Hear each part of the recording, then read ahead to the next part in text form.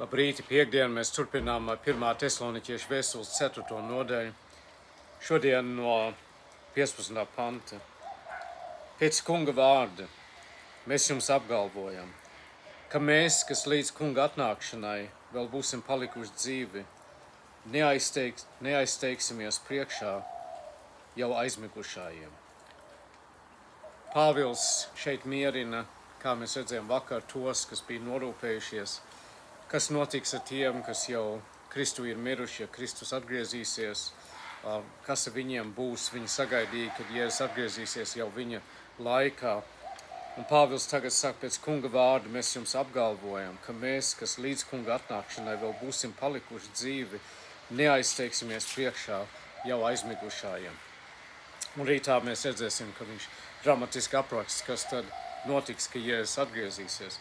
Bet šodien es gribēju pasvītrot ļoti svarīgi, ka Pāvils saka, mēs sakam šo pēc kunga vārdu, vai vecā tulkojumā bija balstoties uz tā kunga vārdu. Mēs sakam pēc kunga vārdu mēs jums apgalvojam.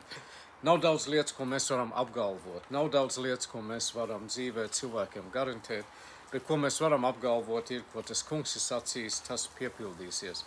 Pēc kunga vārda, ko Dievs ir sacījis savā vārdā, tas notiks. Vienalga, vai tu tam tici vai netici, tas notiks. Ja cilvēki noliedz Dieva vārdu, tas nemaina tās patiesību.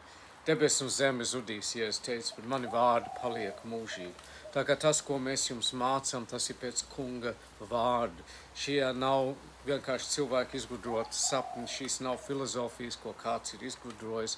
Šī pat nav teoloģija, ko kāds ir izgudrojis no zila gaisa. Šī mācība ir patiesība, tā ir pēc kunga vārdu.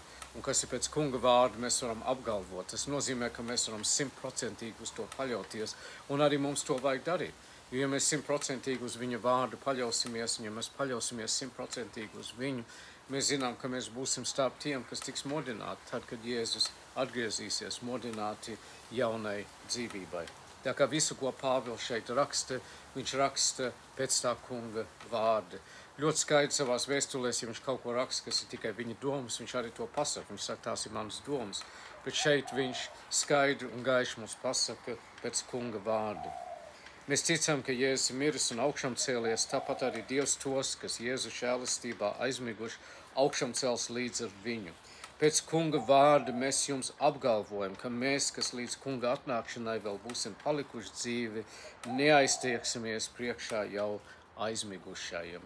Tā kā tas ir ļoti mierinoši, visi tiks augšām celti, visi ticīgie tiks augšām celti un savienot ar Kristu tādā pašā brīdī. Mīļais un dārgais debes Tēvs, paldies par jaunu dienu, ko tu atkal esi dāvājis mums. Paldies par tavu žēlastību, kas ik rīts ir jauna. Paldies, ka tu mūs mīli ar mūžīgu mīlestību. Paldies, ka mums ir tavs vārds. Un kur ir tavs vārds, mēs varam apgalvot. Mēs zinām, ka tas piepildīsies. Mēs zinām, ka tas nevar tikt mainīts. Debesis un zeme zudīs, bet tavi vārdi paliek mūžīgi. Tur ir mūsu drošība, tur ir mūsu cerība.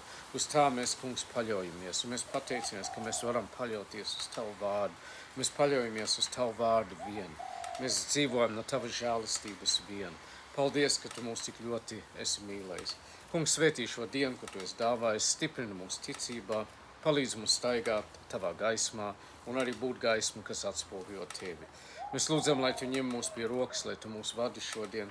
Mēs lūdzam, kungs, lai notiek tavs prāts mūsu dzīvē. Mēs aizlūdzam par mūsu zemi, par mūsu vadītājiem. Mēs aizlūdzam un lūdzam, kungs, dāvā viņiem gudrību un palīdz viņiem. Mēs aizlūdzam, kungs, par tiem, kas cieš Ukrainā un Izrēlē, Palestīnā, citās vietās, kur ir nemieru un karu un kur ir atkal runas par kariem. Tās visas lietas atgādina mums, ka mēs dzīvojam pēdējās dienās un pēdējos laikos. Tu teici, ka viss šīs lietas notiks, ka būs zemestrīces un būs kari un būs runas par kariem un būs visādi nemieru. Un tie piepildās tavu vārdu, kungs. Mēs zinām, ka viss notiks un ka vienu dienu tu atgriezīsies un mēs būsim kopā ar tevi. Kungs, apžēlojies pār pazudušajām dvēselēm. Mēs lūdzam, lai daudz atgriežās pie tevis šodien. Mēs aizlūdzam par slimājiem, par vientuļiem, par nabagiem, par vājiem, par katru, kam ir kāda vajadzība. Mēs pateicamies, kungs, par mūsu mīļājiem, kas jau dus tevī, un mēs zinām, ka mēs būsim savienot kopā ar viņiem vienu dienu. Mīļais debes Tēvs, mēs aizlūdzam par tiem, kam ir sēras, kas vēl izjūt to nāves dzeloni. Kungs, mierina savu mieru, ko tikai Tu vari dot. Mēs nododam visu Tev, zinādam, ka Tavas rokas ir labas rokas. Mēs aizlūdzam par mūsu mīļājiem, tuvu un tālu. Mēs aizlūdzam par katru klausītāju. Lūdzu, lai Tu apmierini katru viņu vajadzību. Jēzus Kristus vārdā. Un tagad, mīļais debes Tēvs, uzklaus, ka mēs kopā lūdzam mūsu Tēvs debesīs. Svētīts, lai top Tavs vārds. Lai nāk Tava valstība, Tavs prāts, lai notiek kā debesīs, tā arī virs zemes. Mūsu dienišķo maizi dod mums šodien.